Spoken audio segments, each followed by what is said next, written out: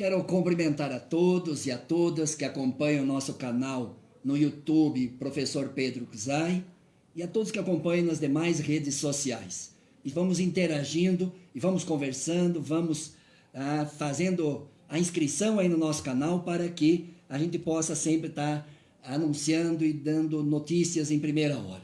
Eu quero hoje apresentar o meu entrevistado, Vadi Damu, que vocês já conhecem, um dos grandes advogados juristas desse país, já foi presidente da OAB Subseção do Rio de Janeiro, foi meu colega deputado federal aqui no Parlamento Brasileiro e hoje acompanha o ex-presidente Lula. Vadi, eu quero fazer uma primeira pergunta, mas uma primeira consideração. Você foi um dos grandes advogados e deputado que denunciou de forma veemente. Até nós, muitas vezes, a gente se espantava da sua expressão, que estava se implantando um estado de exceção no país com a Lava Jato, quase sinalizando para uma organização criminosa que depois foi cunhada por um próprio ministro do Supremo Tribunal Federal. E agora, depois do Intercept, depois agora da decisão, então, dos procuradores do Deltan, de solicitar a progressão da pena para o presidente Lula. Por que dessa decisão deles? Qual a sua interpretação? E já posso fazer a pergunta, e a postura e a posição do presidente Lula foi acertada? O que o senhor pensa sobre esses dois movimentos feitos pelos procuradores, pedindo a progressão de pena e a própria posição e resposta do presidente Lula? Bem-vindo, Vadi, obrigado aí por acompanhar e dialogar conosco no dia de hoje com os meus amigos internautas. Obrigado, Pedro. É uma satisfação estar aqui com você. Sempre bom te rever. Sinto muita falta da nossa convivência aí na Câmara, mas embora hoje em trincheiras diversas, a nossa luta permanece a mesma. O nosso compromisso com a democracia permanece o mesmo. O nosso combate à fascistização do sistema de justiça continua com a mesma intensidade. Então, Pedro, eu quero te dar um abraço e quero também abraçar os nossos amigos e amigas internautas, amigos do teu programa que estão nos ouvindo e nos assistindo agora. Pedro, desde aquela época, você lembra, desde que a primeira vez que eu subi à tribuna na Câmara, já foi para denunciar Sérgio Moro e seus comparsas. E eu parecia meio maluco naquela época, né? Porque a Lava Jato gozava naquele momento, né, de grande prestígio, e era muito difícil naquele momento fazer a crítica, não é, a Lava Jato. Ela contava, tirando a nossa bancada, né, mesmo entre os partidos de esquerda, aí na Câmara, a Lava Jato gozava de prestígio, né? Ela possuía deputados à direita e à esquerda, da mesma forma que no Senado, para defendê-la. Então, quem, Pedro, tem um mínimo de intimidade, um mínimo, né, de conhecimento, de apreço pelo direito, pelo processo, sabia, né, o que era Lava Jato, embora naquela época estivéssemos longe do Intercept, né, da Vaza Jato, desses diálogos revelados. Então, o que nós estamos vendo hoje, Pedro, sobretudo após, embora a nossa resistência naquela época tivesse sido muito importante, mas após as revelações dos diálogos de exceção entre os procuradores de Sérgio Moro, quase sinalizando para uma organização criminosa que depois revelado, foi cunhada, né, por esse trabalho jornalístico extraordinário que vem sendo realizado pelo Intercept, nós vemos que aquilo que nós dizíamos estava certo. A Lava Jato é uma organização criminosa que agora está, diferentemente do passado, está nas cordas, está no canto do ringue, apanhando. E essa petição dos procuradores, né, pedir o regime semiaberto para o presidente Lula é uma mostra disso. Eles estão confessando ali que o presidente Lula é um preso político. É inusitado, Pedro, que o Ministério Público brasileiro, que é um dos fatores do hiperencarceramento aqui no Brasil, nós somos uma das maiores populações carcerárias do mundo. Já somos a segunda maior população carcerária do mundo e um dos fatores desse hiperencarceramento é o Ministério Público, é o punitivismo do Ministério Público. O Ministério Público jamais pediu progressão de regime para ninguém. Sobretudo os procuradores da Lava Jato jamais pediram progressão de regime para ninguém. Pelo contrário, eles querem que todo mundo mofe na cadeia. Mas por que estão fazendo isso em prol, entre aspas, do presidente Lula? Porque o presidente Lula agora não é mais troféu para eles. Agora o presidente Lula é um estorvo. O presidente Lula incomoda. Começa a incomodar. A presença do presidente Lula em Curitiba é a prova de que eles são os farsantes, é a prova que eles formam uma quadrilha, é a prova de um inocente condenado sem provas, de um inocente condenado injustamente. Então, eles querem agora parecer à população que são isentos, parecerem à população que eles prezam, que eles observam a lei, coisa que nunca observaram. E querem, com isso, Pedro, esvaziar o habeas corpus, onde se pede a suspeição não só do juiz do então juiz Sérgio Moro, mas dos procuradores também. Que eles sabem que se esse habeas corpus for acolhido, os processos contra o presidente Lula em Curitiba estarão anulados, né? Por conta da sua falta de isenção, por conta da sua imparcialidade, por conta dos crimes que eles cometeram ao promoverem essa persecução penal farsesca contra o presidente Lula. Então, a sua colocação não é importante a progressão de pena, porque essa é a confissão da prisão política do presidente Lula. O habeas corpus é o centro da tática dos juristas e da política em defesa da liberdade do presidente Lula.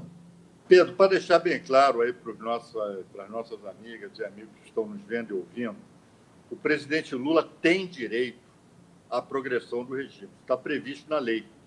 Ele já cumpriu 1/6 da pena, valendo lembrar que a sua pena foi reduzida lá no STJ. Com isso, ao reduzir a pena, houve um recálculo e se viu, isso é incontroverso, isso ninguém mais questiona, que o presidente Lula faz jus à progressão do regime fechado para o regime semiaberto. Só que o presidente Lula, e aí eu já estou entrando respondendo a tua segunda pergunta, o presidente Lula, com toda a razão, então já estou emitindo aqui a minha opinião, também não aceita essa progressão do regime. O presidente Lula sabe que esse pedido do Ministério Público é uma farsa, ele não aceita tornozeleira eletrônica, ele não aceita transformar a sua casa numa prisão. O presidente Lula quer e tem esse direito de ver o Supremo Tribunal Federal ajustando contas com a Lava Jato. Tem que julgar o habeas corpus, tem que julgar a ADC que trata da prisão em segunda instância. E aí já vou me antecipar a uma possível terceira pergunta tua. Sim. Bom, mas se a juíza mandar o presidente Lula obedecer a ordem e sair, se ela decretar a saída dele da prisão, e aí? Ele é obrigado a cumprir? Ele é obrigado a cumprir a progressão do regime. Ele é obrigado a botar a tornozeleira? Não. Se a condição para ele sair for colocar a tornozeleira, ele pode se negar e isto significaria a anulação da progressão do regime, pois ele não estaria atendendo a um dos requisitos impostos pela juíza. Então, Pedro, isso ainda vai dar pano para manga, né? Mas eu espero que o presidente Lula, eu já disse a ele, ele tem todo o meu apoio, eu acho que ele tem toda a razão. Nós temos que exigir o julgamento do habeas corpus da ADC lá no Supremo Tribunal Federal. Boa. O Supremo não pode mais se furtar a ajustar as contas com a Lava Jato. Agora que está demonstrado que são criminosos, agora que está demonstrado que condenaram sem provas tudo aquilo que nós dizíamos há 4 anos, 5 anos atrás, agora que está demonstrado que eles agiram fora da lei. Então, cabe ao Supremo Tribunal Federal enfrentar essa questão, anular o processo contra o presidente Lula, reconhecendo a suspeição de Sérgio Moro. Aí sim, aí o presidente Lula sai de lá como tem que sair, de cabeça erguida, atravessando a rua para abraçar as companheiras e os companheiros daquela vigília que nunca faltou a ele desde o primeiro dia da sua prisão e depois cair nos braços do povo brasileiro. Que bom ouvir isso de ti, Vadir, com essa determinação, com essa posição firme sua em defesa do presidente Lula, que é em defesa da democracia, que é em defesa do Estado democrático de direito. E falando, vindo para Brasília, que o senhor falou da importância da justiça brasileira no seu mais alto escalão, que é o Supremo, julgar o habeas corpus e dar a possibilidade de anulação de tudo o que aconteceu na Lava Jato de Curitiba em relação ao presidente Lula, o próprio Procurador-Geral da República, no seu livro agora, dá um depoimento mostrando e demonstrando que ele também participou desse conluio, da ilegalidade, dessa organização criminosa, e ele é próprio réu confesso da relação promíscua junto com os membros do Ministério Público de Curitiba. O capítulo 15 mostra aí que tem que julgar que a sanha era condenar o presidente Lula, os procuradores pedem para que você inverta a ordem para julgar os processos do PT para conseguir denunciar o Lula, porque não tinham convicção de prova nenhuma, só tinham convicção, naquele histórico data show lá, o pó em ponte lá do Deltan Dallagnol. Agora, o senhor acha que, com essa posição agora do Janot, num livro publicado, dá mais força para o Supremo se redimir daquela certa conivência, ou omissão, ou silêncio das atrocidades e ilegalidades da Lava Jato? Sem sombra de dúvida, Pedro, embora nós devamos reconhecer que esses fatos são fatos novos, em relação aos fatos, né? Não as nossas alegações naquela época, mas a revelação desses fatos é algo novo, né? Então, o Supremo vai se ver diante dessa questão agora. Né? E essas revelações do Janot, do meu ponto de vista, e você tem razão, elas fortalecem aquilo que a Vaza Jato já vem divulgando, né? E isto partindo da boca e da caneta do antigo comandante da Lava Jato, que é o Procurador-Geral da República. Né? É o chefe do Ministério Público Federal, né? Então, o Rodrigo Janot, no mínimo, né, tem que ser chamado para prestar esclarecimentos e aprofundar aquilo que ele está revelando em livro, né? Porque isso constitui prova a favor da defesa. E a nossa Constituição estabelece como um dos princípios máximos do nosso ordenamento jurídico, inclusive em condição de cláusula pétrea, o amplo direito de defesa. Então, o presidente Lula tem todo o direito, né, de usar essas revelações de Rodrigo Janot junto àquilo que já foi revelado pela Vaza Jato para promover a sua defesa. Isso só reforça a tese de que a Lava Jato era uma organização... é uma organização criminosa, e em relação ao presidente Lula e provavelmente a outros réus e acusados, ela agiu com parcialidade, ela agiu com falta de isenção e ela fez denúncias sem provas. Obrigado, Vadi. Tem muitos internautas aqui participando conosco: o Ercon, o Tertuliano, a Isabel, a Ana Ramalho, a Maria Domingos, a Maria de Oliveira, a Maria Alice, a Figueiredo, a Ana, a Ivone, muitos aqui. Olha, parabéns. Obrigado pela interação, obrigado por todo esse partilhamento e compartilhamento, e vamos interagindo. Quero concluir, nosso tempo aqui foi rápido, mas muito importante a sua fala, Vadi. A síntese que eu faço, se o senhor concorda ou não, que a Lava Jato, que essa ideia da organização criminosa, é uma organização criminosa que destruiu, desmontou setores estratégicos da indústria nacional, de setores estratégicos da área da engenharia, que legitimou o desmonte de setores estratégicos no setor de óleo e gás e desqualificando a Petrobras para vender para os estrangeiros, para privatizar, para desmontar a soberania nacional e desmontar os empregos de milhões de brasileiros direto e indiretamente aqui. E o segundo aspecto e outra face da Lava Jato como uma organização criminosa que desmontou o Estado Democrático de Direito, desmontou e montou um projeto político de poder, cujo resultado, inclusive, fez Sérgio Moro ser ministro da Justiça. E o Deltan Dallagnol, o Intercept revelou que estava cogitando ser senador, ou seja, tirar os senadores do Paraná para ele ser o senador. Uma organização criminosa com um projeto político e que desmontou setores econômicos e estratégicos. Você acha que essa é a síntese que daria para fazer? Hoje, olhando para trás, Vadi, para a gente concluir a nossa boa conversa aqui? Sem sombra de dúvida, Pedro, ficou claro que o chamado combate à corrupção, supostamente promovido pela organização Lava Jato, na verdade era um projeto de poder.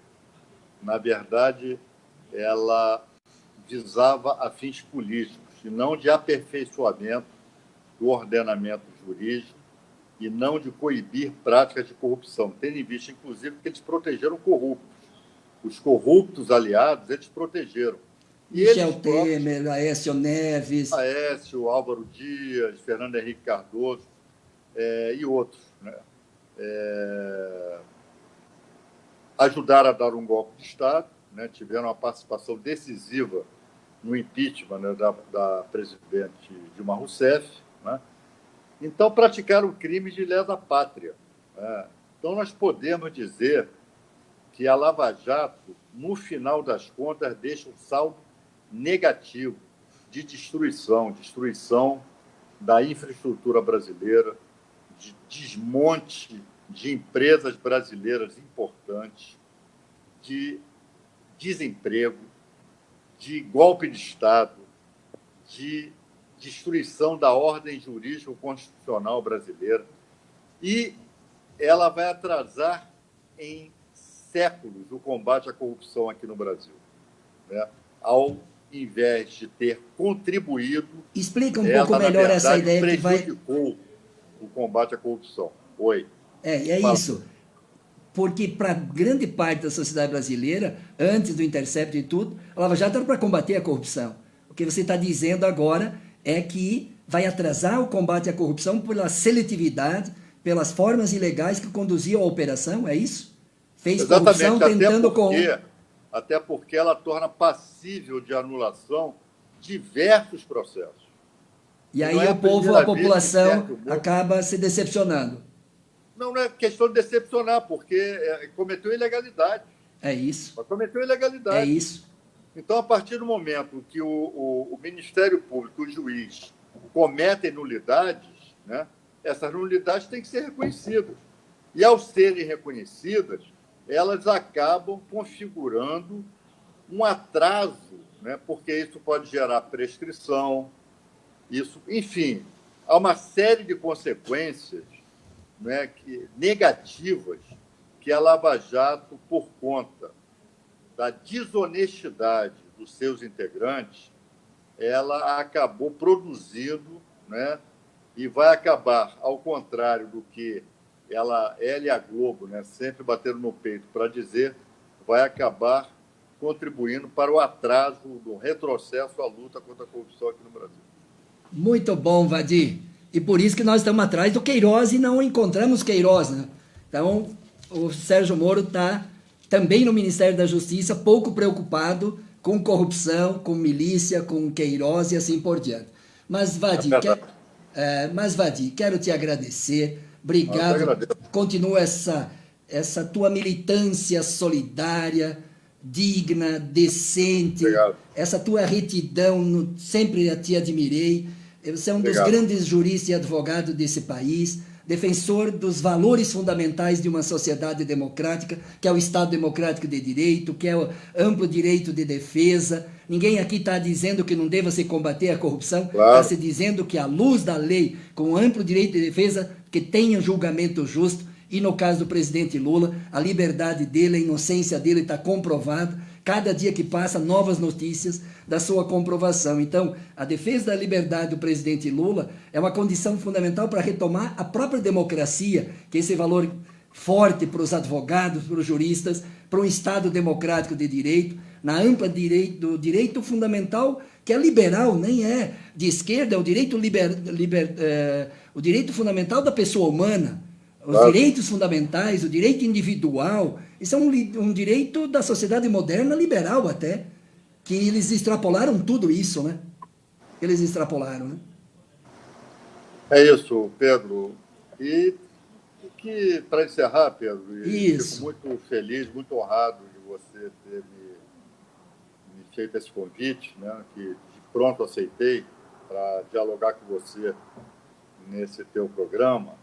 É muito importante que o povo brasileiro entenda que o combate à corrupção ou a qualquer outro tipo de ilícito penal não pode se dar praticando outros ilícitos, praticando outros crimes, né? Combater a corrupção, combater o crime, não pode ser sinônimo de combater a Constituição e combater as leis.